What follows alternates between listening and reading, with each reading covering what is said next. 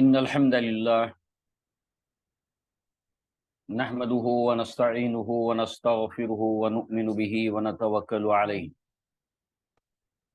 ونعوذ بالله من شرور أنفسنا ومن سيئات أعمالنا من يهده الله فلا مضل له ومن يضلل فلا هادي له أشهد أن لا إله إلا الله وحده لا شريك له وأشهد أن محمدا عبده ورسوله أما بعد يا أيها الذين آمنوا اتقوا الله حق تقاته ولا تموتن إلا وأنتم مسلمون يا أيها الناس اتقوا ربكم الذي خلقكم من نفس واحدة وخلق منها زوجها وبث منهما رجالا كثيرا ونساء واتقوا الله الذي تساءلون به والأرحام إن الله كان عليكم رقيبا يا أيها الذين آمنوا اتقوا الله وقولوا قولا سديدا يصلح لكم أعمالكم ويغفر لكم ذنوبكم ومن يطع الله ورسوله فقد فاز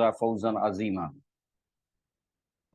فإن خير الحديث كتاب الله وخير الهدي هدي محمد صلى الله عليه وسلم وشر الأمور محدثاتها وكل محدثة بدعة وكل بدعة ضلالة وكل ضلالة في النار وقال الله تبارك وتعالى يا أيها الناس أنتم الفقراء إلى الله والله هو الغني الحميد رب اشرح لي صدري ويسر لي أمري واحلل عقدة من لساني يفقهوا قولي اللهم أرنا الحق حقه وارزقنا اتباعه وأرنا الباطل باطلا وارزقنا اجتنابه آمین یا رب العالمین۔ آج انشاءاللہ اعلان شدہ عنوان کے مطابق اللہ کے نبی صلی اللہ علیہ وسلم کی دعائیں اور اس کی تشکیل، اس کی حیت، یعنی اللہ کے نبی صلی اللہ علیہ وسلم کی دعا اور جو آپ نے سکھلایا پیٹرن دعا کا، انشاءاللہ اس کے اوپر ہم کچھ گفتگو کریں گے۔ دعا کا جہاں تک تعلق ہے، بندے اور رب کے درمیان جو محبت کی بنیاد ہے وہ دعا ہے۔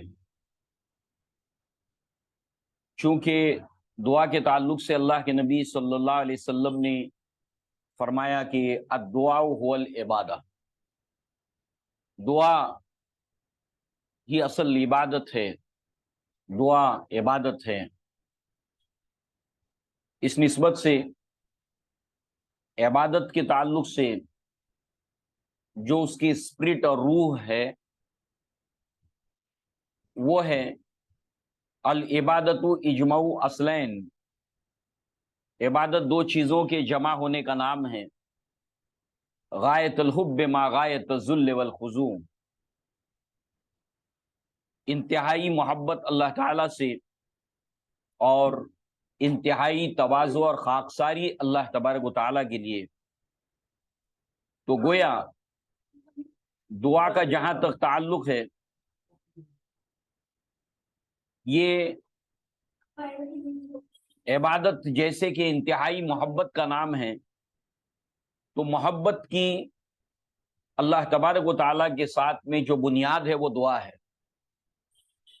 اللہ تعالیٰ کا ادب، اللہ تعالیٰ کی تعظیم، اس کی بنیاد دعا ہے۔ اللہ تبارک و تعالیٰ اور بندے کے ساتھ جو رشتہ ہے وہ انتہائی پرسنل، اس کی یہ بنیاد ہے۔ بندہ جب اللہ تبارک و تعالیٰ سے دعا کرتا ہے تو پھر کوئی کسی طرح کی پردہ داری نہیں ہوتی، اللہ تعالیٰ سے کوئی چیز پوشیدہ اور چھپی بھی نہیں ہے۔ اس نسبت سے دعا ایک بہت ہی اہم عنوان ہے اور ملٹی ڈائمینشنل عنوان ہے، کثیر الجہت۔ لہذا ہر مسلمان کو یہ چاہیے کہ وہ دعا کے آداب کو اللہ کے نبی صلی اللہ علیہ وسلم کے بتائے اور سکھائے گئے طریقے کے مطابق اس کو ڈیولپ کرتا چلا جائے۔ اس نسبت سے اللہ تعالیٰ نے جیسے سورہ فاطر میں فرمایا کہ یا ایھا الناس وانتم الفقراء الی اللہ واللہ هو الغنی الحمید، کہ اے انسانوں تم اللہ تعالیٰ کی جناب میں محتاج ہو، اور اللہ تعالیٰ وہ ہستی ہے جو بے نیاز ہے اور حمید ہے۔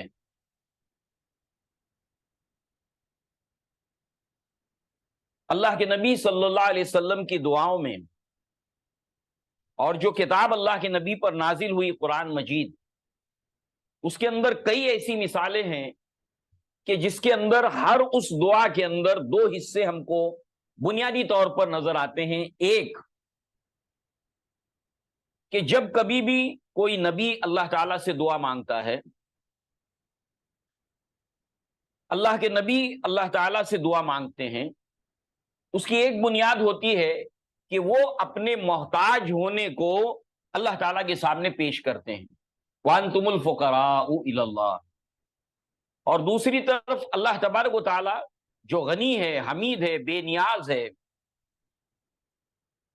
وہ عطا کرنے والا ہے، قدرتوں والا ہے، کمال والا ہے، تو اللہ تعالیٰ کی کوئی نہ کوئی صفات اس ضرورت اور حاجت کے مطابق اس کے اندر آ جاتی ہے۔ ہماری دعاؤں کے اندر بھی یہ پیٹرن آنا چاہیے۔ ایک طرف جب ہم اللہ تعالیٰ سے دعا مانگیں تو اس کے اندر محتاجی کا پہلو ہو، جس کے اندر اللہ تعالیٰ کے ادب اور تعظیم کا خیال رکھا جائے، اور دوسری طرف جو ہے وہ اللہ تبارک و تعالیٰ کے عطا کرنے کی صفات ہماری اس ضرورت کے مطابق اس کے اندر وہ صفت اللہ تعالیٰ کی آنی چاہیے، اللہ کی وہ قدرت آنی چاہیے۔ اب ظاہر سی بات ہے کہ انسان اس کے اوپر جس قدر محنت کرے گا، اسی قدر اس کی دعاؤں کے اندر یہ پیٹرن، یہ خاکہ آتا چلا جائے گا۔ اب اس کی ایک مثال آپ دیکھیں، قرآن مجید کے اندر سورہ قصص کے اندر ایک دعا ہے جو دراصل موسیٰ علیہ السلام کی دعا ہے۔ اس دعا کے اندر ایسی جامعیت ہے، اتنی پروفاؤنڈ یہ دعا ہے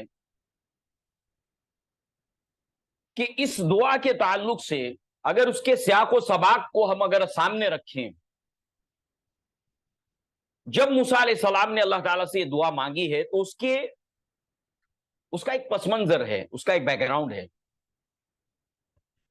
اور موسیٰ علیہ السلام کو اس وقت جو ضرورت اور حاجت تھی، انہوں نے اللہ کے سامنے اپنی اس ضرورت کو کیسے رکھا، اس دعا کے الفاظ کا پیٹرن کیا ہے، اس کا خاکہ اور اس کی ساخت کیا ہے۔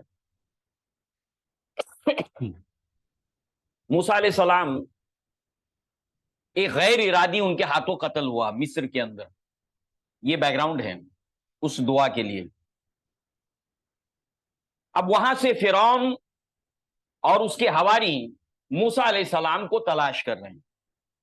موسیٰ علیہ السلام مصر کو چھوڑ دیتے ہیں اور طویل سفر طے کر کے وہ مدائن پہنچتے ہیں۔ اب اس شہر کے اندر نہ ان کا کوئی جان پہچان والا ہے، نہ کوئی دوست ہے، نہ کوئی رشتہ دار ہے، کہاں رہیں گے، کہاں کھائیں گے، کیا پیئیں گے۔ اب یہ سارے کے سارے ضروریات موسیٰ علیہ السلام کے سامنے موجود ہیں۔ اب ہم اور آپ اگر ہوں اور اس طرح کی سچویشن ہو تو ہم کیا مانگیں گے؟ ہم ایک فہرست دے دیں گے اللہ تعالیٰ کو، مجھے یہ دے دے، مجھے یہ دے دے، میری یہ ضرورت ہے، میری یہ ضرورت ہے۔ مگر حقیقت یہ کہ ہم اتنے محتاج ہیں کہ اصل ہماری ضرورت کیا ہے وہ ہم نہیں جانتے۔ اس لیے انبیاء جو ہوتے ہیں جب دعا مانگتے ہیں تو اس کے اندر ان تمام چیزوں کا لحاظ ہوتا ہے کہ مجھے نہیں معلوم کہ اس وقت میری ضرورت کیا ہے، میں تو سمجھتا ہوں کہ یہ میری ضرورت ہے، مگر میری حقیقی ضرورت سے واقف صرف تو ہے۔ اس لیے وہ الفاظ ایسے استعمال کرتے دعا میں کہ ان تمام چیزوں کا لحاظ ہونے کے ساتھ ساتھ اپنی محتاجی اور اللہ تعالیٰ کے ہر ضرورت کو عطا کرنے والا وہ اللہ تبارک و تعالیٰ، ان دونوں چیزوں کی بنیاد اس دعا کے اندر ہوتی ہے۔ دعا کیا ہے؟ ربی انی لما انزلت الی من خیر فقیر، اے میرے رب۔ اب دیکھیے اس پیٹرن کے اندر اللہ تعالیٰ کا نام آ گیا، اللہ تعالیٰ نے حکم دیا، نبی صلی اللہ علیہ وسلم نے سکھایا کہ اللہ تعالیٰ کے ناموں کے وسیلے سے اس کے ذریعے سے دعا مانگو، اور انبیاء کی اور اللہ کے نیک بندوں کی دعاؤں کو جب اللہ تعالیٰ نے نقل کیا ہے قرآن مجید کے اندر، اللہ نے نازل کیا اور اللہ کے نبی نے جب پیش کیا، تو اس دعا کے اندر عین ضرورت کے مطابق اللہ تعالیٰ کا وہ نام، وہ صفات، وہ قدرت اس کے اندر شامل ہو جاتی ہے ضرورت کے مطابق۔ لہذا رب کون ہے؟ رب وہ ہستی ہے مختصر طور پر کہ جس کا حوالہ دعا کے اندر موسیٰ علیہ السلام نے دیا، ربی، اے میرے رب۔ رب وہ ہستی ہے کہ جو انسان کو وجود میں لانے کے بعد اس کے خاتمے تک جتنی اس کی چھوٹی بڑی ضروریات ہیں وہ ساری کے ساری ضروریات کو پورا کرنے والا، انشاء شیئن حالن فحالن الی حد تمام۔ اب یہاں پر موسیٰ علیہ السلام کی ضرورت ہے اور ضرورت کو پورا کرنے والا رب ہے۔ ربین، اے میرے رب، انی لما انزلت الیہ، کہ تو جو کچھ بھی میری طرف بھیج دے، جو کچھ، اب جو کچھ اتنا جامع لفظ ہے، لما انزلت الیہ، تو جو کچھ میرے پاس بھیج دے، من خیرین فقیر، میں اس ہر خیر کا محتاج ہوں۔ اب یہ اللہ تعالیٰ کے اوپر ڈال دیا کہ مجھے کن کن چیزوں کی محتاج ہے، مجھے اس کا علم نہیں، جو بھی خیر تو بھیج دے میں تو اس کا محتاج ہوں۔ لہذا اب آپ دیکھیے اللہ تعالیٰ نے اس دعا کو قبول کیا۔ وہ لڑکی آتی ہے، کہتی ہے ابا جان آپ کو بلاتے ہیں۔ اس کے بعد یہ وہاں پر پہنچتے ہیں، اور پہنچنے کے بعد ان کے والد جو ہے، ان دونوں لڑکیوں کے والد، ان دونوں بہنوں کے والد بہت بوڑھے ہیں، گھر میں کوئی دوسرا مرد ہے نہیں جو گھر کے سارے کام کریں، سارے کام ان بچیوں کو کرنے پڑتے ہیں۔ لہذا یہ والد ان دونوں لڑکیوں کے موسیٰ علیہ السلام کے سامنے ایک بات رکھتے ہیں کہ اگر تم میرے یہاں پر کام کرو 8 سال کے لیے، اور اگر تم چاہو تو 2 سال بڑھا دو، مگر یہ اختیار تمہارا ہے، مگر منیمم ایگریمنٹ 8 سال کا ہے، اس کے بدلے میں اپنی ان دونوں بیٹیوں میں سے ایک کا نکاح تم سے کر دوں گا۔ اور نکاح ہو جاتا ہے۔ ربی انی لما انزلت الی من خیر فقیر۔ اللہ کے نبی نے فرمایا جس کو 4 چیزیں مل گئیں وہ سعادت مند ہے۔ 1 کشادہ مکان، 2 تکلیف سے آرام پہنچانے کے لیے سواری، سفر کے لیے، نمبر 3 اچھا پڑوسی، اور نمبر 4 نیک اور صالح بیوی۔ گویا کہ ایک اجنبی انسان ان خیر کا تصور تک نہیں کر سکتا ہے، تو یہ دعا ہم کو بتاتی ہے کہ ہمیں نبیوں کی دعاؤں سے سیکھنا ہے، جو اللہ تعالیٰ نے کتاب کے اندر جگہ جگہ کے اوپر ان کی دعاؤں کو لفظوں سمیت اللہ تعالیٰ نے نازل کیا، اور اللہ کے نبی نے ہم کو سکھایا۔ جب ہمیں مرتے دم تک اللہ تبارک و تعالیٰ کے ہم محتاج ہیں، مرنے کے بعد بھی ہم اللہ تعالیٰ کے محتاج ہیں، تو دنیا میں جب تک ہم رہ رہے ہیں، ہم جیسے اپنی ہر چیز کو ڈیولپ کرنے کی کوشش کرتے ہیں، اس کو ترقی دینے کی کوشش کرتے ہیں کہ ہے خوب سے خوب تر کہاں، بہتر سے بہتر کیا ہو سکتا ہے، تو ہمیں اپنی دعاؤں کے اوپر بھی محنت کرنی چاہیے کہ میری دعاؤں کا پیٹرن بہتر سے بہتر ہوتا جائے. آج دراصل ہمارے عنوان کے اندر اسی کے کچھ اصول اور نکات ہیں اللہ کے نبی نے جو ہم کو سکھائے ہیں، اور خود اللہ کے نبی نے اپنی سیرت کے اندر وہ دعائیں مانگی ہیں، کس طرح مانگی ہیں. اب آئیے، ایک استخارہ کی دعا ہے، اس کا پیٹرن آپ دیکھیے. اس دعا کے اندر لگ بھگ 3 حصے ہیں، جس کا ہم نے صرف پہلا حصہ لیا ہے. اللہ کے نبی نے یہ جو دعا سکھائی ہے، اس کا جو پہلا حصہ ہے کہ اللہم انی استخیرک بعلمک، اے اللہ تبارک و تعالی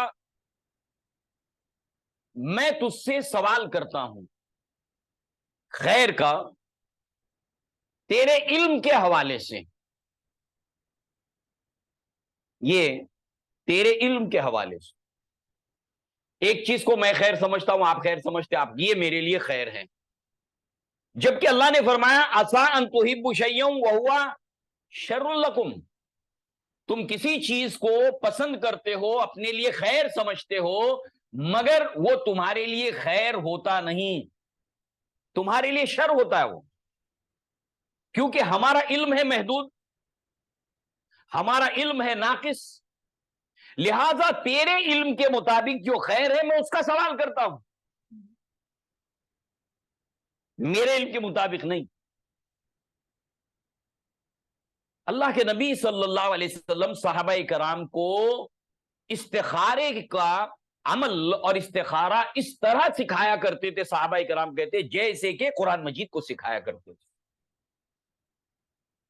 اپنے ہر معاملات کے اندر جب مسئلہ درپیش ہو کہ کیا کروں، میرے سامنے یہ ہے، میں کاروبار کرنے چلا ہوں اور میرے سامنے آفر ہے کہ یہ بزنس پارٹنر میرا بننا چاہتا ہے، یا میں اس کے ساتھ یہ کاروبار کرنے کے لیے جا رہا ہوں مشارکت کے ساتھ، مجھے کرنا چاہیے کہ نہیں کرنا چاہیے؟ میرے علم کے کیلکولیشن میں پرفیکٹ ہے، کرنا چاہیے، مگر میرا علم ناقص ہے، پتہ نہیں سال 2 سال کے بعد اس کے اندر جو شر ہے وہ سامنے آ جائے. لہذا تیرے علم کے حوالے سے میں تجھ سے خیر کا سوال کرتا ہوں. وَاسْتَقْدِرُكَ بِقُدْرَتِكَ، اور تیری قدرت کے حوالے سے میں قدرت چاہتا ہوں اپنے اس کام کے اوپر، کنٹرول تیری قدرت کے حوالے سے. یہ میں کر سکتا ہوں مطلب میری قدرت ہے؟ نہیں، تیری قدرت کے حوالے سے میں اس کام کے اوپر قدرت چاہتا ہوں، کمال چاہتا ہوں، میری گرپ چاہتا ہوں اس کام کے اوپر، میرا احاطہ چاہتا ہوں اس کام کے اوپر. کس کے حوالے سے؟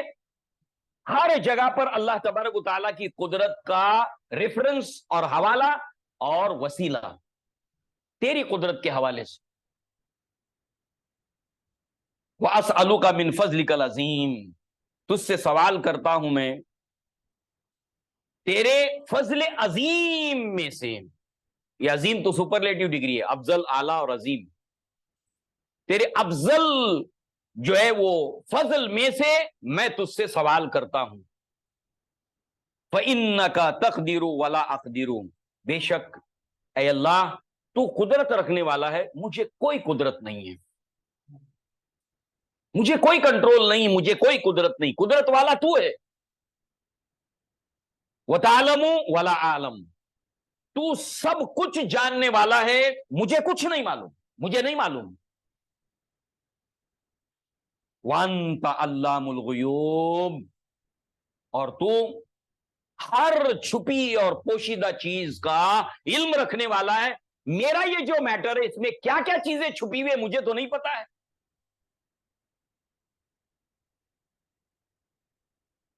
جس وقت ہم اللہ کے نبی صلی اللہ علیہ وسلم کے سکھائے ہوئے طریقے کے مطابق دعائیں مانگنا شروع کریں، دعائیں سیکھنا شروع کریں، تو ہمیں اپنی مانگی ہوئی دعا کے اوپر جو ہے وہ ہنسی آئے گی کہ ہم کس طرح سے اللہ تعالیٰ سے مانگا کرتے تھے، مگر الحمدللہ اللہ ہی سے مانگا کرتے تھے، یہ اللہ کا شکر ہے.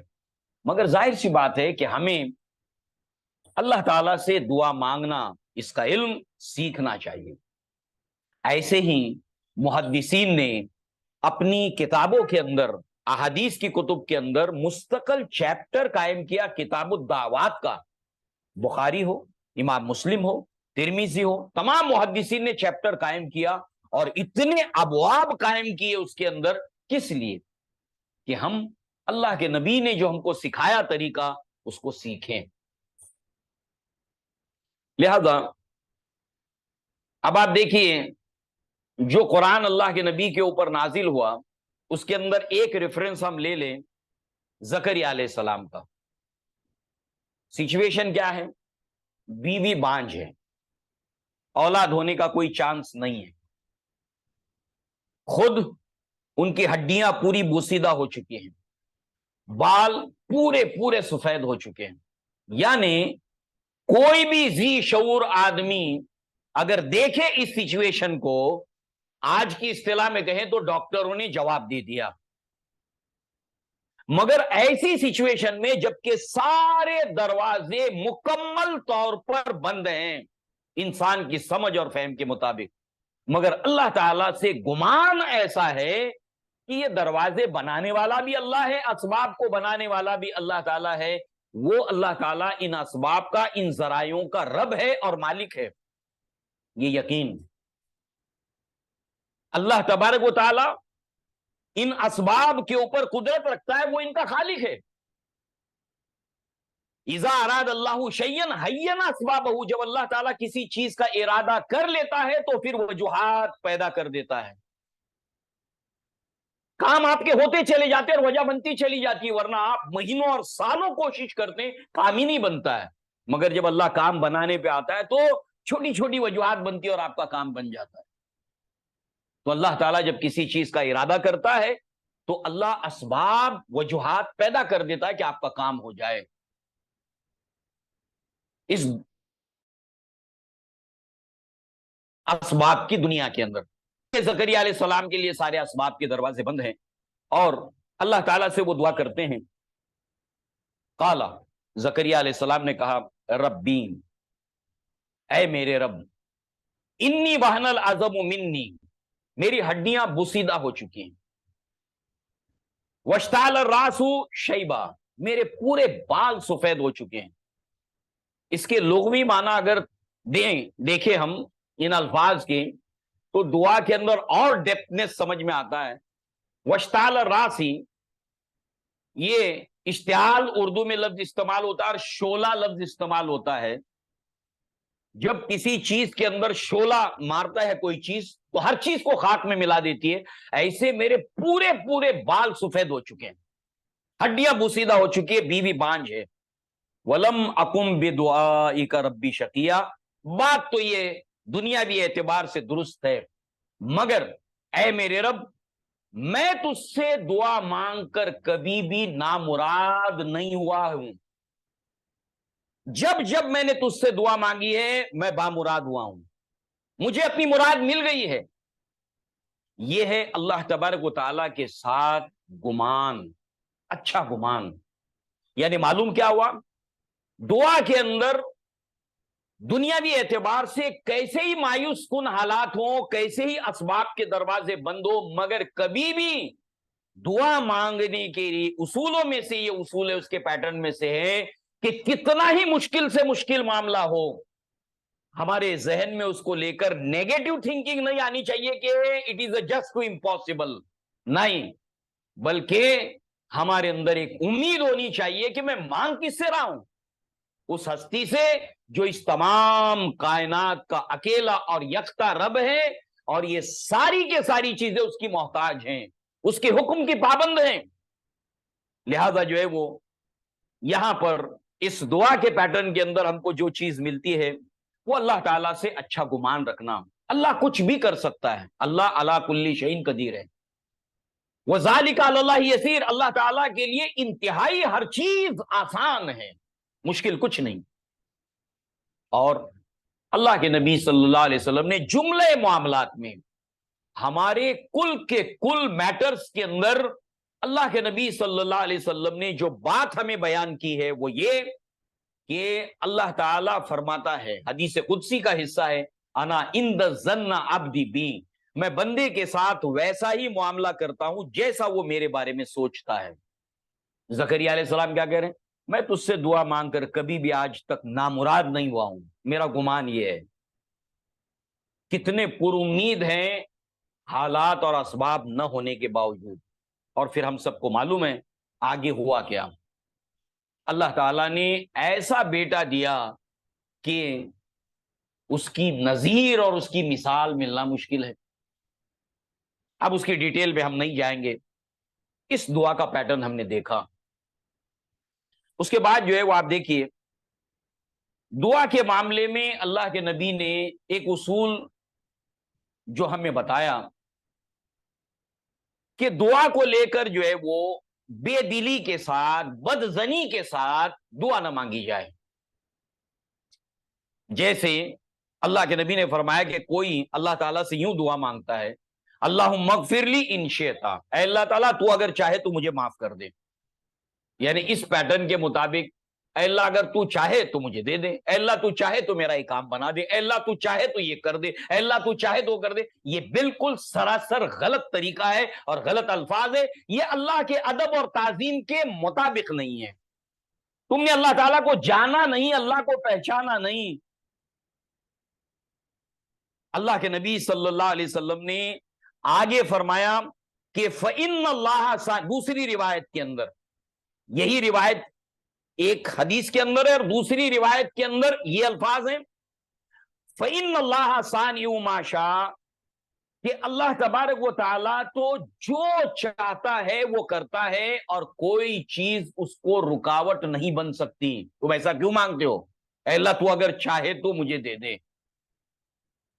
تو اگر چاہے تو مجھے معاف کر دے۔ اللہ جو چاہتا ہے کرتا ہے،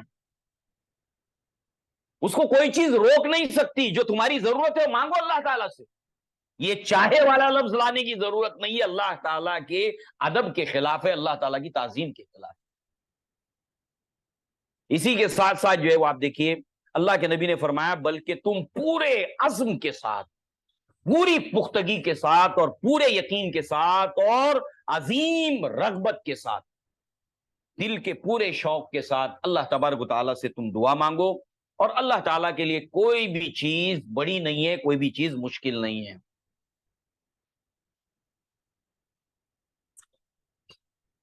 اب اس کے لیے اللہ کے نبی صلی اللہ علیہ وسلم نے ایک روایت اللہ کے نبی کی ملتی ہے، مفصل روایت ہے، اس کے 3 پیٹرنز ہیں، مگر ہمارے ٹاپک کے اعتبار سے جو ایک پیٹرن کا ایک حصہ ہے جو دعا سے ریلیٹڈ ہے، اس کو ہم دیکھتے ہیں۔ یہ مسلم شریف کے اندر روایت ہے، اللہ کے نبی صلی اللہ علیہ وسلم نے فرمایا کہ سارے اولین اور آخرین، یعنی آدم علیہ السلام سے لے کر اس دنیا میں آنے والا آخری انسان اور تمام جنات، تمام انسان، مرد عورتیں، تمام جنات، اول اور آخر، اب کوئی جن اور کوئی انسان چھوٹا نہیں جو اس دنیا میں آیا ہے، سارے اولین بھی سارے آخرین بھی، سب کے سب ایک میدان میں جمع ہو جائے، قاموا فی صعید واحد، ایک چٹیل میدان کے اوپر، سپاٹ میدان میں وہ سب جمع ہو جائیں۔ اب کتنا پاپولیشن ہوگا، کچھ اندازہ کر سکتے ہیں؟ یہ حق ہے، اندازہ کیجئے۔ ہم کو دعا مانگنے کے اندر اپنے علم، اپنے طریقے، اپنی سمجھ کے اندر اضافہ کرنا ہے۔ کتنی بڑی آبادی ہوگی اس میدان کے اندر، سب ایک چٹیل میدان کے اوپر، ہموار میدان کے اوپر جمع ہیں، فاسألونی، اور سب کے سب ایک ہی وقت میں مجھ سے کچھ سوال کرتے ہیں، الگ الگ مجھ سے مانگتے ہیں۔ فَأَتَيْتُ كُلَّ إِنسَانٍ مَسْأَلْتَهُ، اور میں ان میں سے ہر ایک کو جس نے جو مانگا ہے سب عطا کر دوں۔ مَا نَقَصَ ذَلِكَ مِمَّا عِنْدِي إِلَّا كَمَا يَنْقُصُ الْمِخْيَطُ إِذَا أُدْخِلَ الْبَحْرَ، تو میرے پاس جتنی نعمتیں ہیں ان سب کو دینے کے بعد اس میں سے اتنا ہی کم ہوتا ہے جتنا سوئی کو سمندر میں ڈوبو کر نکال دیا جائے تو جتنا پانی کم ہوتا ہے، بس اتنا ہی میری جتنی نعمتیں اس میں سے کم ہوتا ہے۔ ایسی نعمتوں کی بھرمار اللہ تعالیٰ کے پاس. اسی لیے یہاں پر برسبیل تذکرہ ایک اور بات، سورہ نساء میں اللہ تعالیٰ نے فرمایا کہ اللہ نے بعض کو بعض پر فضیلت دی ہے، لہٰذا اللہ نے اگر کسی کو کچھ دیا ہے، کوئی فضیلت دی ہے، تو تم اس کی تمنا نہ کرو، اللہ سے دوسری چیز مانگو. اللہ کے پاس کتنا ہے دینے کے لیے؟ سب کو دینے کے بعد بھی اتنا ہی کم ہوگا جتنا سمندر میں سوئی ڈال کر نکال لی جائے اتنا کم ہو. اتنا کچھ اللہ تعالیٰ کے پاس ہے تو مانگو نا. اللہ نے کسی کو کچھ، کسی کو کچھ، کسی کو کچھ دیا، اور جو دیا ہے جس کو وہ اللہ نہیں دیا تو تم کو کیوں تکلیف ہو رہی ہے؟ اللہ تعالیٰ سے تم کچھ اور مانگو. اچھا، اللہ تعالیٰ سب کو ایک ہی چیز دے دے، سب کو دولت مند بنا دے، تو نوکر کہاں ڈھونڈو گے؟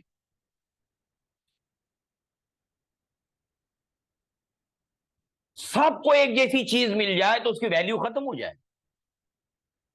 لہذا جو ہے وہ یہ ہے معاملہ کہ اللہ تبارک و تعالیٰ کے خزانے میں بہت کچھ دینے کے لیے ہے، اور اللہ تبارک و تعالیٰ جو ہے وہ اس کے خزانے میں کسی طرح کی کوئی کمی نہیں ہوتی. اب آپ دیکھیں کہ اللہ کے نبی صلی اللہ علیہ وسلم نے ایک واقعہ سنایا، اس دعا کے پیٹرن کے ساتھ اللہ کے نبی نے ایک واقعہ سنایا، مفصل واقعہ ہے اصحاب الاخدود کے حوالے سے. وہ بچہ کہ بادشاہ جو ہے وہ اس کی وجہ سے ایک وزیر ایمان لاتا ہے، اور اس کے ساتھ ایک عالم جس سے اس نے علم سیکھا، یہ 3 افراد ہیں صرف. اب اس کے بعد جو ہے وہ ایک ایک کر کے وہ دونوں کو مار دیتا ہے بادشاہ، عالم کو بھی جادوگر کو بھی. یہ بچ جاتا ہے. وہ کہتا ہے کہ ان دونوں کا انجام تم نے دیکھ لیا ہے، لہذا اب تمہاری بھلائی اسی کے اندر ہے کہ تم پھر جاؤ. وہ انکار کرتا ہے.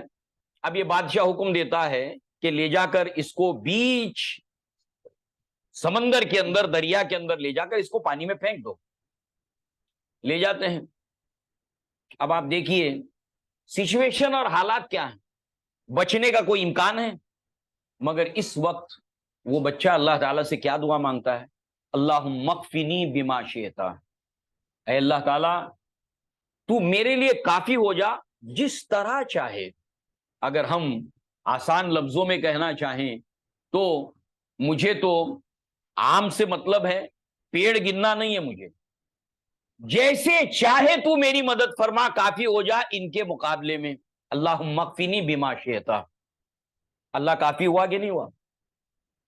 ساری بادشاہ اور اس کی طاقت دھری کے دھری رہ گئی، اور ایسی سچویشن میں اللہ تعالیٰ نے کیا کیا؟ کافی ہو گیا اس بندے کے لیے. اللہ تعالیٰ نے سوال کیا نا کہ اللہ تعالیٰ اپنے بندوں کے لیے کافی نہیں ہے، اس کو سامنے رکھتے ہوئے اس پیٹرن کو سامنے رکھیے. اس کے بعد دوبارہ اس نے کوشش کی، دوسری بار بھی اس نے کیا کہا؟ اللہم اکفنی بما شئت.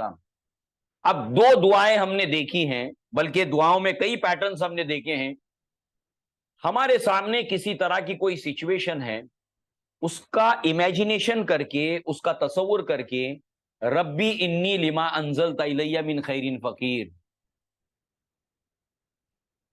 اور اس دعا کو جو اللہ کے نبی صلی اللہ علیہ وسلم نے اس واقعے کے ساتھ بیان کی، علماء اور اسلاف نے بتایا دشمنوں کے خوف، دشمنی کی عداوت، دشمنوں کی دشمنی سے بچاؤ کے لیے اس دعا کو پڑھا جائے. اللہم اکفنی بما شئت. اب آپ کا دشمن کون ہے، آپ کے ساتھ کیا برائی کرنا چاہتا ہے، اس کے پیٹرن کے ساتھ اس کے ذہن کے اندر رکھتے ہوئے اللہم اکفنی بما شئت، اے اللہ تعالیٰ تو ان کے مقابلے میں میرے لیے کافی ہو جا. اتنی باریکیوں کے ساتھ اللہ کی کتاب اور اللہ کے نبی نے ہم کو دعائیں اور اس کا طریقہ اور اس کا پیٹرن سکھایا ہے، اور خود اللہ کے نبی نے اپنی سیرت کے اندر اس کو پیش کیا ہے. مگر ہماری زندگی میں دن، ہفتے، مہینے، سال گزرتے چلے جاتے ہیں، ہم ہر چیز کو ڈیولپ کرنے کی کوشش کرتے ہیں، مگر ہم جس چیز کے سب سے زیادہ محتاج ہے کہ ہم اللہ تعالیٰ سے بہتر انداز میں مانگنا سیکھیں، جو اللہ تعالیٰ کو خوش کرنے والی چیز ہے. ایسی دعائیں ہوتی ہیں، الفاظ ایسے ہوتے ہیں کہ اللہ تعالیٰ خوش ہو جاتا ہے، اللہ کے رسول خوش ہو جاتے ہیں، اللہ کے رسول باغ باغ ہوئے جب کسی کے زبان مبارک سے آپ نے دعا سنی. اللہ کے نبی خوش ہوئے کہ اس نے جو دعا مانگی ہے اللہ تعالیٰ سے جن کلمات کے ساتھ، اللہ کے نبی نے خوشی کا اظہار کیا اس کے اوپر. تو یہ اللہ کے نبی نے خوشی کا اظہار کیا، اللہ تعالیٰ کا خوش ہونا، یہ ساری کے ساری چیزیں ہم نہیں چاہتے. اگر ہم چاہتے ہیں تو ہمیں ہر دن ہر مہینے اپنی دعاؤں کے اندر بہتر بنانے کے لیے محنت اور کوشش کرنی چاہیے. لہذا اب اس کے پیٹرن کو لے کر اصولی طور پر کچھ باتیں یاد رکھنے کی ہیں. نمبر 1، سب سے پہلے اللہ تعالیٰ کی حمد و ثنا کی جائے. پہلا اصول، ڈائریکٹ چھوٹتے ہی مانگنا نہیں ہے، بلکہ اللہ کی حمد و ثنا اچھے اچھے الفاظ میں کی جائے. اب ظاہر سی بات ہے مہینے میں ایک آدھ تو ہم سیکھ ہی سکتے ہیں کہ اللہ تعالیٰ کی حمد و ثنا کیسے کی جائے. ایک بات تو سیکھ سکتے ہیں نبی صلی اللہ علیہ وسلم کی دعاؤں میں، قرآن مجید کی دعاؤں میں سے اللہ کی حمد، اللہ کی ثنا، اللہ کی تعریف کی جائے پہلے حصے کے اندر. اور یہ حصہ جتنا بڑا ہو اتنا اچھا ہے. دعا مانگتے ہوئے جتنا آپ کو مزہ آ رہا ہے، کیونکہ ہم نے شروع میں دیکھا یہ اللہ تعالیٰ اور بندے کے درمیان قربت کا معاملہ ہے. سورہ بقرہ کے اندر ایک آیت ہے، وَإِذَا سَأَلَكَ عِبَادِي أَنِّي فَإِنِّي قَرِيبٌ. اے نبی آپ سے میرے بندے سوال پوچھتے ہیں، میں قریب ہوں جب دعا مانگنے والا مجھ سے دعا مانگتا ہے. اللہ کے نبی نے فرمایا کہ سجدے میں بندہ اللہ سے بہت قریب ہوتا ہے، لہذا تم سجدے میں کثرت سے دعا مانگو. قرآن کی آیت، نبی کی حدیث. اللہ تعالیٰ سے بندے کے قریب ہونے کی بنیاد دعا ہے. قرآن مجید میں بھی دعا وَإِذَا سَأَلَكَ عِبَادِي أَنِّي فَإِنِّي قَرِيبٌ، اور نبی کی حدیث میں بھی دعا ہے جو بندے کو اللہ تعالیٰ سے قریب کرتی ہے. گویا کہ اللہ کے قرب حاصل کرنے کا، اللہ تعالیٰ کے قریب ہونے کا ذریعہ دعا ہے. مقربین جن کو ہم کہتے ہیں اصطلاح میں، جو اللہ کے مقربین یعنی جو اللہ کے قریب ہیں. آپ کو مثال کے طور پر ایک اگر مثال آپ سامنے رکھیں، جب موسیٰ علیہ السلام کا مقابلہ کرنے کے لیے جادوگروں کو جمع کیا گیا تو جادوگروں نے کہا کہ ہمارا انعام کیا ہے، ہمارا انعام کیا ہے. تو فرعون نے انعام کیا کہا کہ تم میرے مقربین میں ہو جاؤ گے. اب اس کا کیا مطلب ہے؟ اس کا مطلب یہ ہے کہ چلو تم جیت گئے تو تم کو کچھ سونا چاندی مکان جائیداد دے دی، 3 سال کے بعد ختم ہو گئی. پھر سامنے جب چلے آئے تم اس بادشاہ کے سامنے، بادشاہ سلامت آپ نے مجھے پہچانا، وہ جو میں نے مقابلہ کیا تھا وہ میں ہوں. یاد دلانا پڑے گا. مگر جو مقرب ہوتا ہے گویا کہ سب کچھ اس کا ہو گیا. یہ سب سے بڑا انعام ہے. تو دعا جو وہ چیز ہے جو بندے کو اللہ تعالیٰ سے قریب کرنے کی بنیاد بنتی ہے. اور اس سے بڑی دنیا کے اندر جو نعمتیں ہیں، اس سے بڑی نعمت کوئی نہیں ہو سکتی کہ اللہ تعالیٰ کا قرب حاصل ہو جائے. اس لیے اسلاف کی دعا جو وہ مانگا کرتے تھے، اللہم انی اسألک حبک وحب من یحبک وحب عمل لیقربونی الیک. تیسرے پیٹرن کے اندر دعا کے تیسرے حصے میں کیا مانگا گیا کہ مجھے ہر اس عمل کی محبت میرے دل میں ڈال دے جو مجھے تجھ سے نزدیک کر دے، مجھے تجھ سے قریب کر دے، مجھے مقربین کے اندر شامل کر دے. اور دعا کیا ہے؟ بندے کو اللہ تعالیٰ سے قریب کر دیتی ہے. لہذا یہاں پر آپ دیکھیں پہلے حصے کے اندر اللہ تعالیٰ کی حمد و ثنا اچھے الفاظ کے ساتھ، بہترین الفاظ کے ساتھ. اسی کے ساتھ ساتھ دعا کے اندر اللہ کے حمد و ثنا کے بعد میں اگلے حصے میں اللہ کے نبی کے اوپر درود پڑھا جائے. دعا کا پیٹرن اس کا دوسرا حصہ اللہ کے نبی پر درود پڑھا جائے. اب درود کو لے کر آج ہم اس کی تفصیل میں نہیں جائیں گے، مگر مہینے میں 3 سیٹرڈے اور جب 5 سیٹرڈے ہو تو 4 سیٹرڈے اللہ کے نبی کی سیرت کا ایک سلسلہ چلتا ہے. اس کی لنک بھی آپ کو دے دی جائے گی. جو لوگ آن لائن جو ہے وہ پہلی مرتبہ سن رہے ہیں ان کو بھی یہ لنک مل جائے گی. اس کے اندر یہ مستقل ٹاپک آئے گا، اور یہ ٹاپک جو ہے وہ درود کی امپورٹنس کیا ہے، اللہ کے نبی کے اوپر درود یعنی صلات پڑھنے کی امپورٹنس کیا ہے. ڈیٹیل کے اندر ایک حدیث کی بنیاد کے اوپر پورا کے پورا لیکچر شاید 1 2 3 قسطوں کے اندر وہ ہو، تاکہ ہمیں معلوم ہو کہ جب ہم اللہ کی حمد و ثنا کے بعد اللہ کے نبی پر درود پڑھتے اپنی دعا کے پیٹرن کے اندر، اس کی امپورٹنس کیا ہے، اس کی اہمیت کیا ہے، اور ویسے بھی درود پڑھنے کی اہمیت کیا ہے۔ اس حوالے سے آپ دیکھیے، اس کے اوپر ہم ایک دلیل کو دیکھیں گے، مگر تیسری جو چیز ہے وہ اپنے گناہ کا اعتراف۔ درود کے بعد پیٹرن میں تیسری چیز اپنے گناہ کا اعتراف، اور اللہ تعالی سے کوئی چیز چھپانے کی کوشش نہ کرے، انسان اقرار کر لے۔ 2 مثالیں، ایک یونس علیہ السلام کی اور ایک آدم علیہ السلام کی، دونوں مثالیں قرآن میں موجود ہیں۔ مثال آدم علیہ السلام کی، اللہ تعالیٰ نے درخت کے قریب جانے سے منع کیا، تو اللہ تعالیٰ نے جو سب سے پہلی عبادت آدم علیہ السلام کو سکھائی، الدعاء هو العبادہ، وہ دعا ہے۔ اور آپ نے دعا کیا مانگی؟ حوا اور آدم نے ربنا ظلمنا انفسنا وان لم تغفر لنا وترحمنا لنکونن من الخاسرین، اے ہمارے رب، دعا کے اوپر دھیان دیجئے، ربنا، اے ہمارے رب، ظلمنا انفسنا، ہم نے اپنے نفس کے اوپر، اپنی جان کے اوپر ظلم کیا ہے، اعتراف، مان لینا، اے اللہ مجھ سے غلطی ہوئی ہے، میں نے یہ خطا کی ہے، میں نے غلطی کی ہے، اللہ سے چھپانا نہیں۔ اور چھپاؤ گے تو اللہ سے چھپے گا کیا؟ کچھ چھپنے والا نہیں ہے۔ اور جب بندہ اپنے گناہ کا اعتراف اللہ کے سامنے کرتا ہے، اللہ تعالیٰ کو یہ پسند ہے۔ ظلمنا انفسنا وَإِن لَمْ تَغْفِرْ لَنَا، اور اگر تو نے ہمیں معاف نہ کیا، وَتَرْحَمْنَا، اور ہمارے اوپر رحم نہ فرمایا، لَنَكُونَنَّ مِنَ الْخَاسِرِينَ، تو ہم لوگ بہت بڑا نقصان اٹھانے والوں میں سے ہو جائیں گے۔ اعتراف کر لینا اپنی غلطی کا، اپنے گناہ کا، یعنی پہلے حصے کے اندر اللہ کی حمد و ثنا، دوسرے حصے کے اندر اللہ کے نبی صلی اللہ علیہ وسلم کے اوپر درود، تیسرے حصے کے اندر اپنے گناہ کا اعتراف۔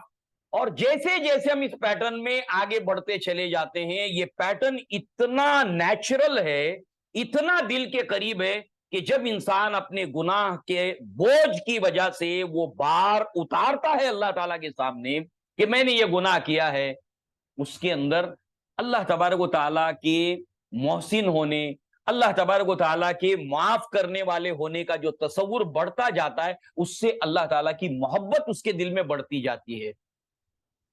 اور دعا کی بنیاد کیا ہے؟ محبت۔ دعا کی بنیاد کیا ہے؟ اللہ تعالیٰ کا ادب، تعظیم اور تذلل، اور خاک ساری۔ جتنا آدمی اپنے غلطی کو ایکسپٹ کرتا ہے، اقبال جرم کرتا ہے، اتنا وہ تواضع اور خاک ساری اس کے اندر آتی چلی جاتی ہے۔ اللہ میں نے کیا ہے، مجھ سے غلطی ہو گئی، اللہ تعالیٰ تو مجھے معاف کر دے، میں نے یہ بھی غلطی کی، میں نے یہ بھی غلطی کی، مجھ سے یہ بھی ہو گیا، مجھ سے یہ بھی ہو گیا، اے اللہ ہو گئی مجھ سے غلطی، اللہ مجھے معاف کر دے۔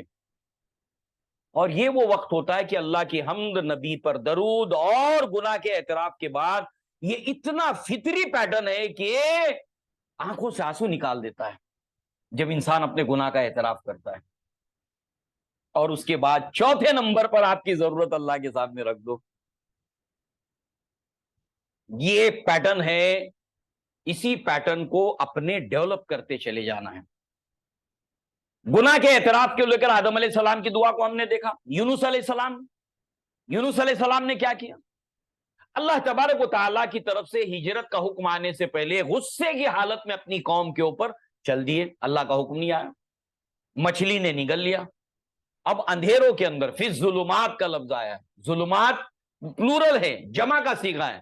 اب وہ اتنی بڑی مچھلی کے یونس علیہ السلام کو سالم نگل گئی، وہ مادہ، وہ سٹمک کتنا بڑا ہوگا جس میں یونس علیہ السلام بیٹھے، پھر اس کا گوشت، اس کا سائز کتنا ہوگا، اس کی کھال کتنی موٹی ہوگی، پھر سمندر کی گہرائیوں کے اندر رات کے اندھیرے، فی الظلمات، سمندر کی موجوں کے اندھیرے، رات کے اندھیرے، اتنے اندھیروں میں سے اللہ تعالیٰ کو پکارا، لا الہ الا انت سبحانک انی کنت من الظالمین، نہیں ہے کوئی معبود مگر صرف آپ ہیں، کوئی نہیں ہے معبود، صرف آپ ہیں۔ انی کنت من الظالمین، اللہ میں ظالم ہوں، میں نے ظلم کیا ہے۔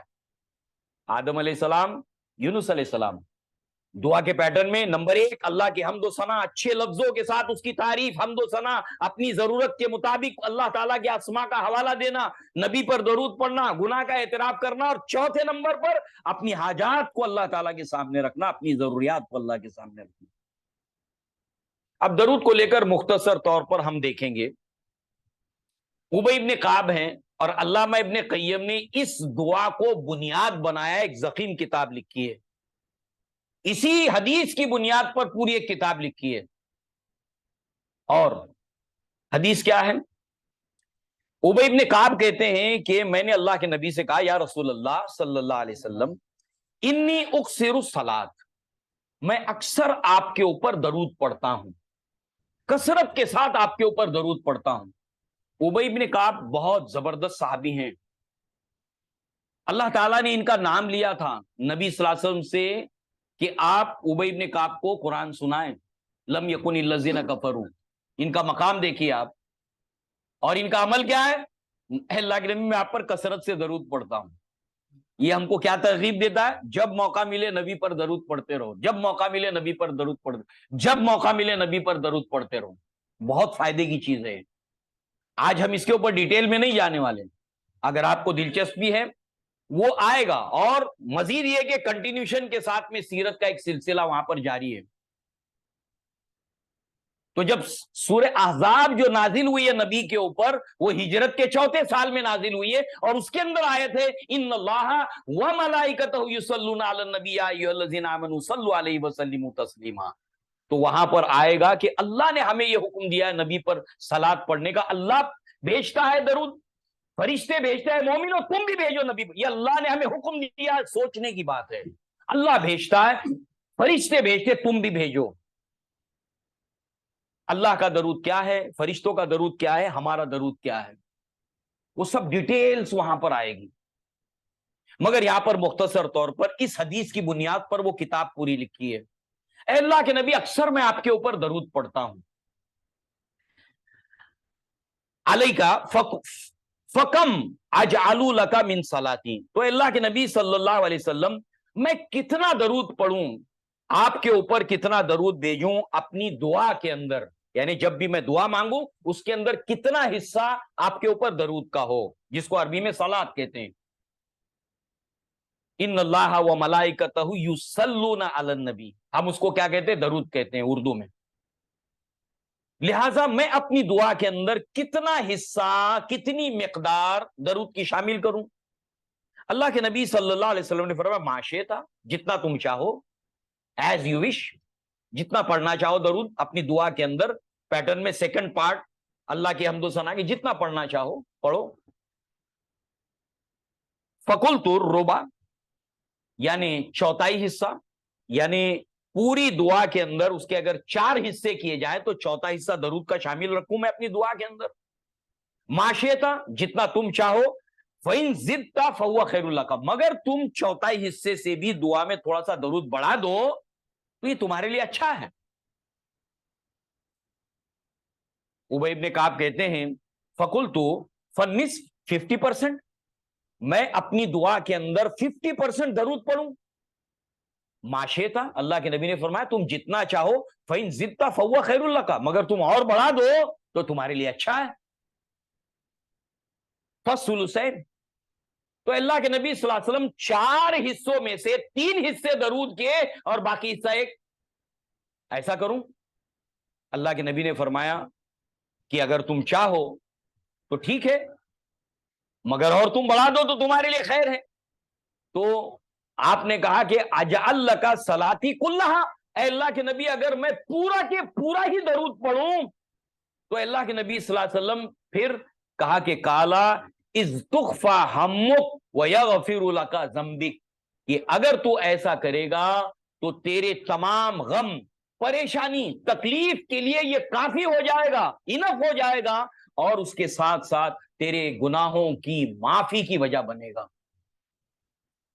یہ امپورٹنس ہے دعا کے اندر درود کی۔ اب ہمارا یہ ٹاپک نہیں ہے کہ اگر پورا ہی پورا آدمی درود پڑھے تو اس کو سب کچھ کیسے مل جاتا ہے، अल्लाहुम्मा इसका क्या मतलब है? अल्लाहुम्मा सल्ले अला मोहम्मद, मोहम्मद सल्लल्लाहु अलैहि वसल्लम के ऊपर तू सलात भेज। वाला आले मोहम्मद, मोहम्मद सल्लल्लाहु अलैहि वसल्लम के आल के ऊपर, आपके रिश्तेदारों के ऊपर, आपके घर वालों के ऊपर। अल्लाहुम्मा सल्ले अला मोहम्मद वाला आले मोहम्मद कमा सल्लैता अला इब्राहिम, जैसे तूने सलात इब्राहिम अलैहिस्सलाम और उनके आल के ऊपर भी।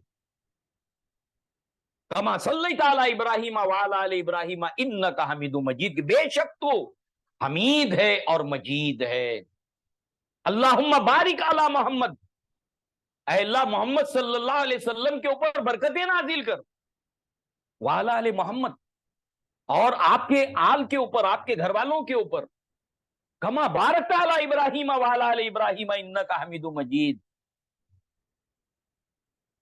ये बंदे को सब कुछ मिल जाता है इसके अंदर।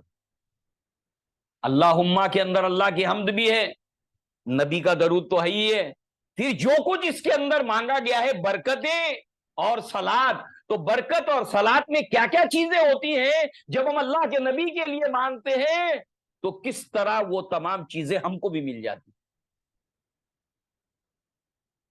इसलिए दुआ के पैटर्न में नंबर 1 अल्लाह की हम्दो सना, नंबर 2 अल्लाह ताला के नबी सल्लल्लाहु अलैहि वसल्लम के ऊपर दरूद, नंबर 3 अपने गुनाह का एतराफ अल्लाह के सामने, और चौथे नंबर पर अपनी जो भी हाजत है उसको अल्लाह ताला के सामने पेश करना। This is the pattern.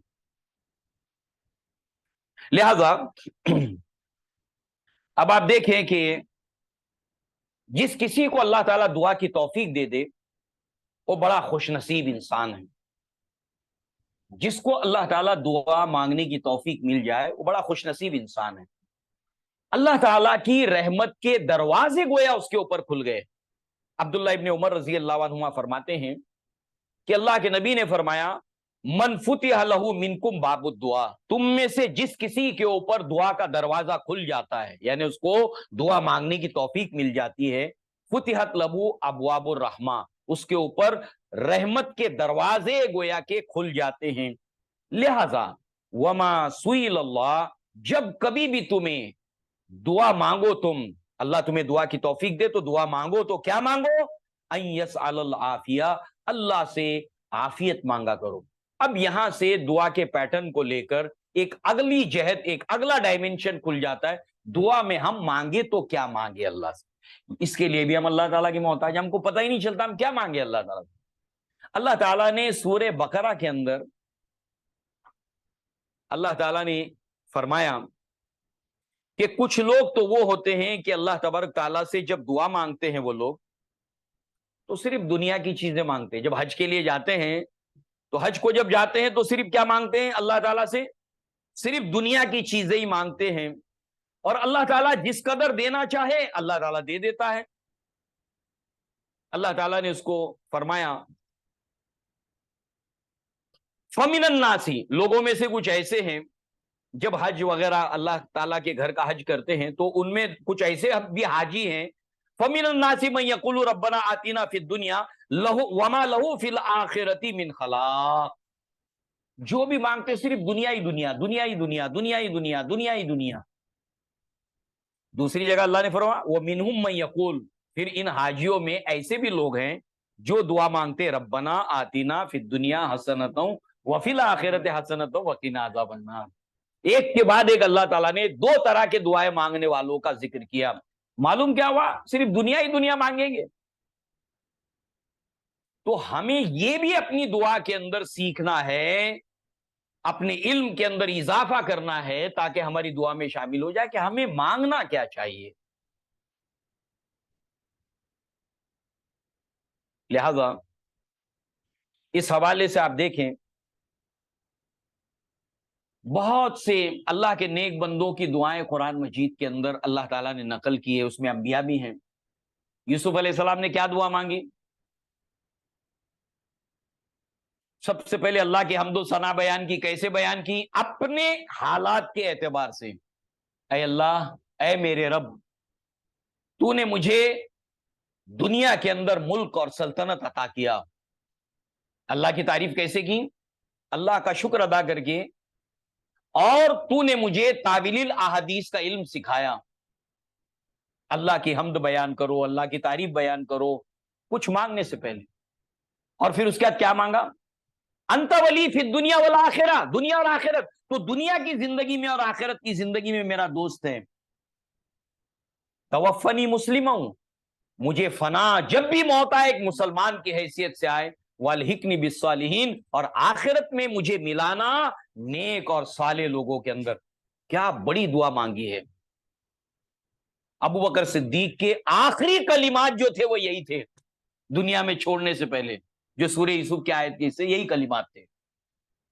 اور ابو بکر صدیق ایک دعا مانگا کرتے تھے، ایسی جامع دعا ہے یہ ابو بکر صدیق کی۔ آپ اللہ تعالیٰ سے دعا مانگتے تھے، اللہم اجعل خیرن عمری آخرہ، اے اللہ میری عمر کا آخری حصہ خیر بنا دے۔ اللہ کے نبی نے کیا فرمایا؟ یہ وہ لوگ تھے جنہوں نے دین کی بہت اچھی سمجھ حاصل کی تھی، نبی سے ڈائریکٹ، جبریل علیہ السلام سے دین سیکھا تھا۔ اللہ کے نبی نے فرمایا ایک بندہ گناہ کرتے کرتے کرتے کرتے کرتے لت پت گناہ میں آخری وقت ایسا ہوتا ہے کہ اللہ تبارک تعالیٰ اس کو نیکیوں کی طرف آخری ایام کے اندر موڑ دیتا ہے۔ تو آپ کیا دعا مانگ رہے ہیں؟ پوری زندگی نیکیوں میں گزری، مگر دعا کیا مانگ رہے ہیں؟ اللہم اجعل خیرن عمری آخرہ، میرے عمر کا جو لاسٹ والا حصہ ہے وہ بہترین بنا دے۔ حسن ظن خاتمہ بالخیر کے عنوان کے تحت ایک حدیث اللہ کے نبی کی لائے ہیں محدثین، کہ جب اللہ تعالیٰ کسی کے ساتھ بھلائی کا ارادہ کرتا ہے تو اس کی موت سے پہلے پہلے اللہ تعالیٰ جو آخری دن ہوتے ہیں اس وقت اس کی زندگی کو چینج کر دیتا ہے اور اس کو نیکیوں کی طرف، بھلائی کی طرف موڑ دیتا ہے۔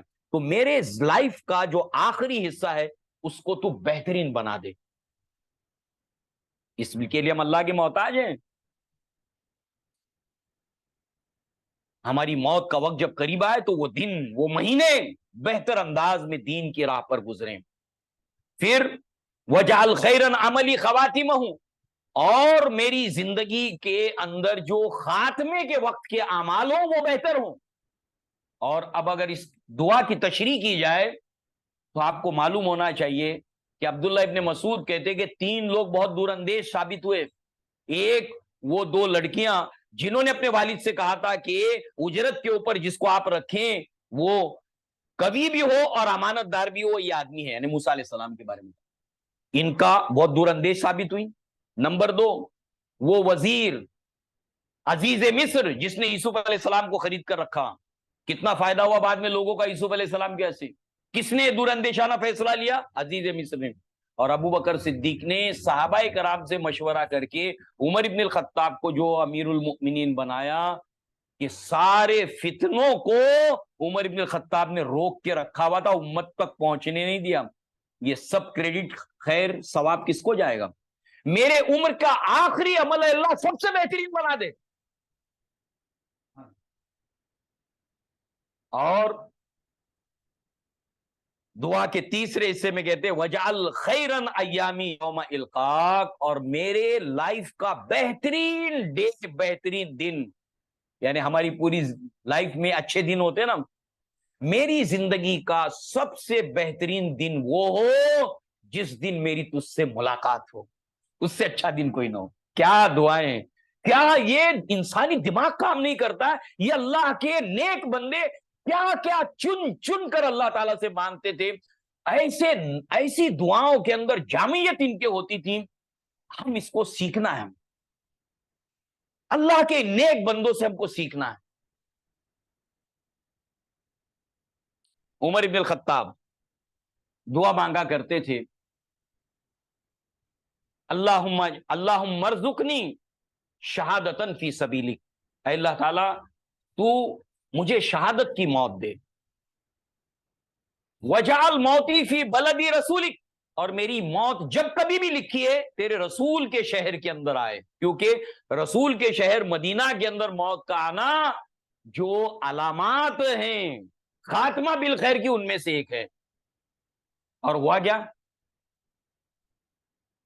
آپ کی بیٹی حفصہ کہتی ہیں کہ یہ تو دارul امن ہے مدینہ، یہاں پر تو جنگیں نہیں ہو رہی ہیں، تو شہادت کی موت کیسے ہوگی؟ مگر دعا مانگ رہے ہیں۔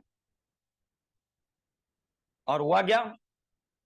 دارل امن کی ایک حدود ہے، ایک باؤنڈری ہے، اس باؤنڈری کے اندر مسجد نبوی ہے، اور مسجد نبوی میں وہ جگہ جہاں پر اللہ کے نبی کھڑے ہو کر نماز پڑھاتے تھے، اتنا فوکسڈ اس جگہ کے اوپر فجر کی نماز کی حالت کے اندر جو ہے وہ فیروز لولو نے، بدبخت نے آپ کے اوپر حملہ کیا، اور اللہ تعالیٰ نے آپ کی دعا کو قبول کرتے ہوئے شہادت کی موت آپ کو ملی، اور نبی کے شہر میں ملی، اسباب نہیں ہے، دارالامن ہے۔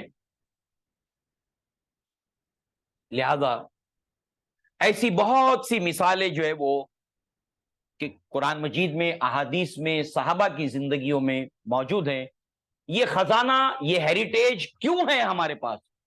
اس لیے کہ ہم اپنے دعا کے پیٹرن کو بہتر بنائیں، ہم اپنے دعا مانگنے کو بہتر سے بہتر بنائیں، اس کو سیکھیں۔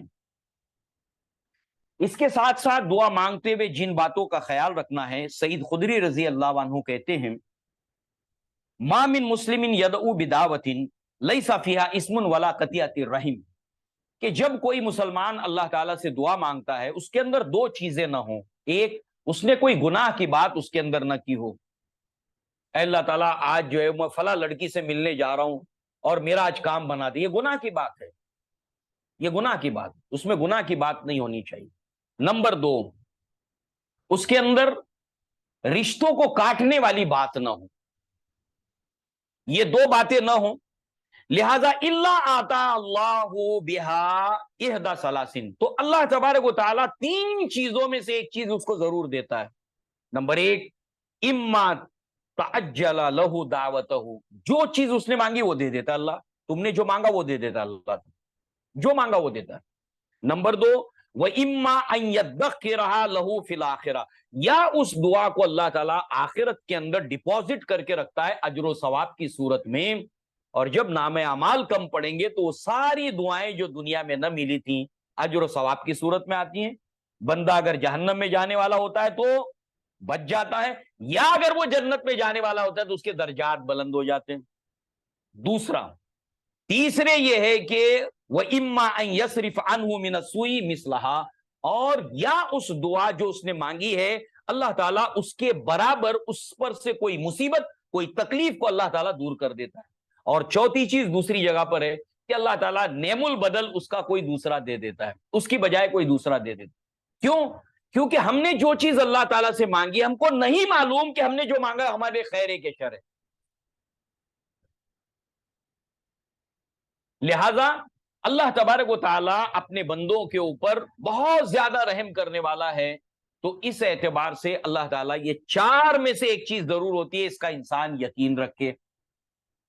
اسی کے ساتھ ساتھ آپ دیکھیں وقت کا معاملہ، اللہ کے نبی نے فرمایا کہ ایک بندہ جو ہے وہ دعا مانگتا ہے اللہ قبول کرتا ہے، شرط یہ ہے کہ معلوم یستاجل، وہ اجلت نہ کرے۔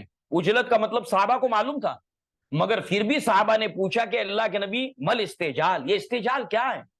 یہ نہیں کرنا ہے دعا کے اندر، آپ کہہ رہے ہیں اللہ دعا قبول کرتا ہے، بس یہ کام نہیں کرنا ہے، یہ ہے کیا؟ اللہ کے نبی نے اس کی وضاحت کی کہ ایک اللہ کا بندہ دعا مانگتا ہے اور دیکھتا ہے جمعہ سے جمعہ ہو گیا، ایک مہینہ ہو گیا، پچھلے رمضان میں دعا مانگی تھی، یہ رمضان آ گیا، پچھلے 2 رمضان سے دعا مانگ رہا ہوں، کچھ دکھائی نہیں دے رہا ہے، اور پھر مانگنا چھوڑ دیتا ہے۔ یہ ہے عجلت، مانگنا چھوڑ دیتا ہے۔ ابراہیم علیہ السلام نے اللہ تعالیٰ سے دعا مانگی، ربنا وبعث فیہم رسول یتلو علیہم آیاتک ویعلمہم الکتاب والحکمہ ویزکیہم انک انت العزیز الحکیم۔ ابراہیم علیہ السلام نے خانہ کعبہ کو تعمیر کرتے ہوئے دعا مانگی تھی، مگر دعا اسی وقت قبول ہو گئی، مگر وہ عملی طور پر کب ظاہر ہوئی؟ 571 کے اندر اللہ کے نبی کی ولادت ہوئی، اور 610 کے اندر آپ کے اوپر وحی کا سلسلہ شروع ہوا، درمیان کے اندر 2000 سال سے زیادہ کا وقفہ ہے، دعا اسی وقت قبول ہو گئی ہے۔ اللہ تعالیٰ نے 2000 سال کے بعد اس کو ظاہر کیا۔ وقت کے بارے میں بھی کہ کون سی چیز کب دینا ہے ہم کو اس کا علم نہیں ہے۔ آج بچوں کو وقت سے پہلے موبائل کے ذریعے سے نالج مل رہا ہے، وقت سے پہلے۔ فائدہ کے نقصان؟ درختوں سے وقت سے پہلے پھلوں کو اتار کر اس کو پاؤڈر لگا کر کیمیکل لگا کر پکا کر مارکیٹ میں لایا جاتا ہے، وقت سے پہلے ملنا، نفع کے نقصان۔ اس لیے کسی چیز کے ملنے کا پرفیکٹ ٹائم اللہ کو معلوم ہے، ہم کو نہیں پتا ہے، ہم کو نہیں معلوم ہے وہ وقت۔ اس لیے یہ بھی اللہ کے اوپر دے دینا کہ جب اللہ تعالیٰ دینا چاہے گا بہتر وقت پہ وہ دے دے گا۔ صحابہ کرام نے ہجرت کی مدینہ کی طرف، مدینہ جاتے ہی صحابہ کو مکہ کی بہت یاد آتی تھی۔ ایک تو اپنا گھر، رشتہ دار، وہ سب انسان تھے، وہ انہیں اپنے گھر والے رشتہ دار یاد آتے تھے، اور جہاں انسان پیدا ہوا ہے اور جہاں اللہ کا گھر ہے اس کی بہت یاد آتی تھی۔ اللہ کے نبی کو کہا گیا کہ اللہ کے نبی مکہ کی بہت یاد آتی ہے۔ یہ صحابہ جو ہجرت کر کے آئے ہیں، صحابیات تو ہجرت کر کے آئے ہیں، اللہ کے نبی نے دعا کی، اللہم حبب الینا المدینہ کحبنا مکہ، اے اللہ مدینہ کو بھی ہمارے لیے ایسا ہی محبوب بنا دے جیسے تو نے مکہ کو ہمارے لیے محبوب بنایا۔ اللہ تعالیٰ نے مدینہ کی محبت صحابہ کے دل میں ڈال دی۔ مگر 6 سال ہونے کے بعد اللہ کے نبی نے خواب دیکھا کہ آپ عمرہ کر رہے ہیں، صحابہ کو حکم دیا کہ جس کو چلنا ہے تیاری کرے عمرہ کی۔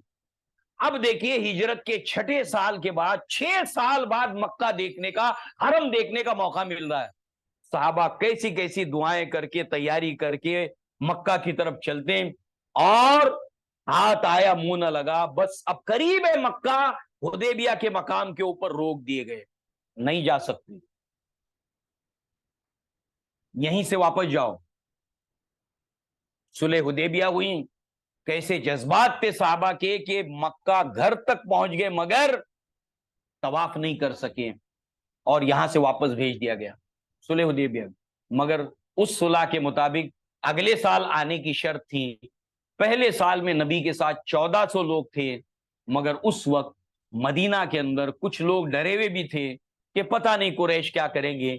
اگلی بار وہ تعداد ہو گئی 2000، 1400 سے کتنی ہو گئی؟ 2000 لوگوں نے نبی کے ساتھ کیا 7ویں سال میں۔ 8ویں سال کے اندر مکہ فتح ہوا، اس وقت آپ کے ساتھ 20,000، مکہ فتح ہونے کے 2000 اور شامل ہو گئے، طائف اور حنین کے اندر 10,000 اور شامل ہو گئے، قریب 22,000 لوگ 8ویں سال کے اندر۔ اور اس کے بعد 9ویں سال میں ابو بکر صدیق کی قیادت میں جو حج کیا گیا اس کے اندر تعداد لگاتار 6 سال کے بعد یہ ایسا دروازہ کھلا 6 سال کے اندر، پھر حجت الوداع کے موقع پر 1,40,000 کے قریب لوگ نبی کے سامنے موجود تھے حرم کے اندر۔ کنٹینیوس تعداد بڑھتی گئی۔ اللہ نے صحابہ کی اس دعا کے اندر کتنے لوگوں کو اس کے اندر شامل کر دیا، اور اللہ تعالیٰ چاہے تو ترنت دے دے۔ خولہ بنت سالبہ رضی اللہ عنہ، کیا ہوا تھا؟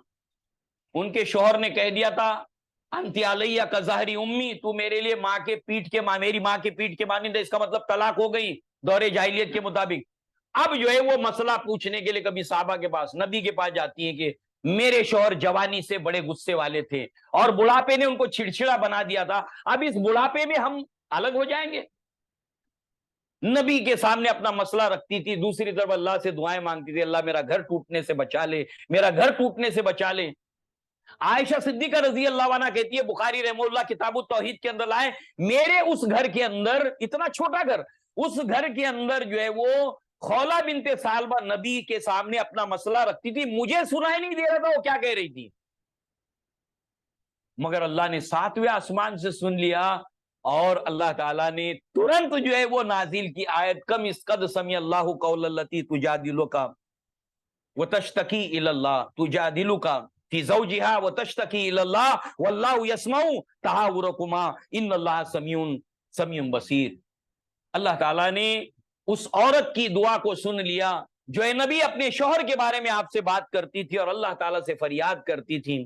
اللہ تعالیٰ نے پورے مسئلے کا حل وہاں پر نازل کیا اور یہ گھر ٹوٹنے سے بچ گیا۔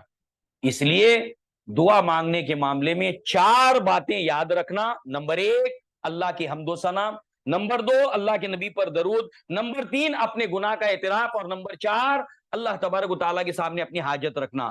نمبر 2 اللہ تعالیٰ سے جب دعا مانگی جائے یہ یقین رکھا جائے یا تو اللہ جو میں نے مانگا ہے وہ دے دے گا، یا اللہ تعالیٰ اس کے بدلے کوئی دوسری چیز دے دے گا، یا اللہ تبارک و تعالیٰ اس کو آخرت میں ذخیرہ بنا کر رکھے گا، یا اللہ تعالیٰ اس کی وجہ سے دنیا آخرت کی کوئی مصیبت کو ٹال دے گا۔ 4 جمع 4۔ اور اس کے ساتھ ساتھ دعا مانگتے ہوئے یہ وقت کے معاملے میں جلد بازی نہ کی جائے۔ 1 سال نہیں، 2 سال نہیں، 10 سال ایک ہی دعا کو مانگنے کا مطلب یہ ہے کہ آپ کو اللہ سے اتنی امید ہے کہ 10 سال کے بعد بھی آپ وہ چیز مانگنا نہیں چھوڑ رہے ہیں۔ یہ اللہ کے اوپر وشواس ہے آپ کا، یہ یقین اللہ تعالیٰ کے اوپر۔ بہرحال اس کے علاوہ بہت سی باتیں ہیں مگر ہم اسکیپ کرتے ہوئے بس ایک آخری بات، جب اللہ کے نبی کی دعاؤں کو بندے اللہ کے سنتے ہیں تو ان کے دل میں خیال پیدا ہوتا ہے، اللہ کے نبی تو اتنی ساری دعائیں مانگتے تھے، اتنی ساری دعائیں ہم کو اتنی یاد نہیں رہتی۔ اس کا طریقہ یہ ہے کہ نبی صلی اللہ علیہ وسلم نے جو دعا مانگی ہے اس کو سمجھا جائے اپنی زبان میں، اور اپنی زبان میں وہی ساری چیزیں کہی جائے جب تک کہ وہ دعا اس طرح سے یاد نہیں ہوتی، ایک طریقہ یہ۔ اور ایک بات کہ اللہ کے نبی کے پاس ایک شخص آتے اور کہتے اللہ کے نبی آپ کی اتنی ساری دعائیں ہیں، میں یہ سب دعائیں یاد نہیں کر پاؤں گا، it is not possible for me, میرے لیے ممکن نہیں ہے، لہٰذا آپ مجھے ایسی دعا سکھائیے جس میں سب دعا آ جائے۔ کیا سوال ہے، کتنا بہترین سوال پوچھا اس صحابی رسول نے۔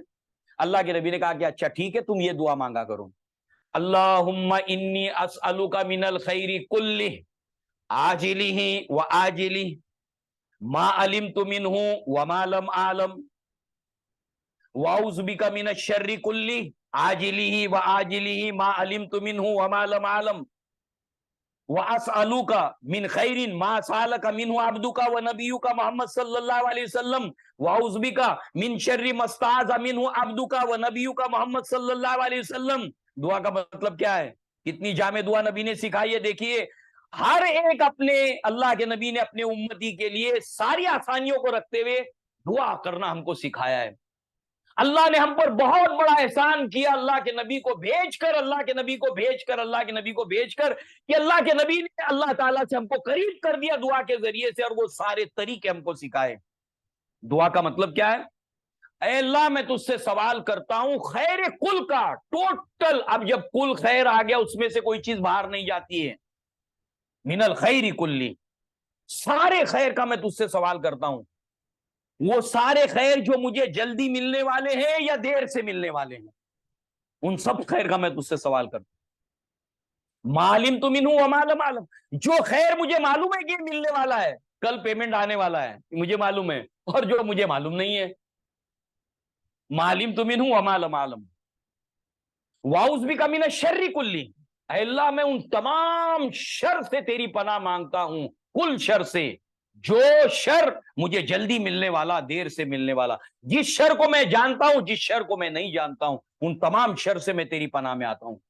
اے اللہ میں تجھ سے سوال کرتا ہوں ہر اس خیر کا جس خیر کا سوال تیرے بندے تیرے نبی محمد صلی اللہ علیہ وسلم نے تجھ سے کیا، اور ہر اس شر سے میں تیری پناہ مانگتا ہوں جس شر سے تیرے نبی تیرے بندے محمد صلی اللہ علیہ وسلم نے جس شر سے پناہ مانگی۔ اب نبی کی ساری دعائیں اس دعا کے اندر جمع ہو گئی۔